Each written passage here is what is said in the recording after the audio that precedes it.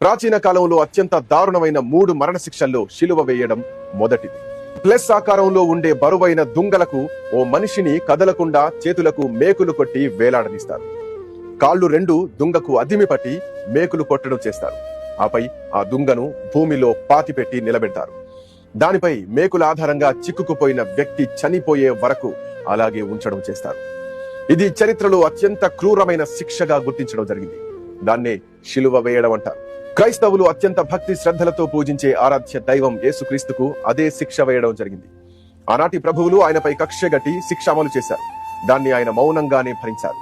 అది చూసి వేలాదిగా జనం బోరుమని విలపిస్తారు. ఎదురొస్తే కొరడా దెబ్బల భయం కారణంగా ఆయన శిలువపైనే నిర్జీవుడయ్యేదాకా ఎదురు చూశారు. పైగా తలకు ధరింపజేసే ముళ్ల కిరీటం కారణంగా కదిలినప్పుడల్లా గుచ్చుకుపోతూ అదనపు నొప్పిని భరించాల్సి వస్తుంది. కృంగి కృషించిన మీదుట చాలా నెమ్మదిగా మరణం వస్తుంది.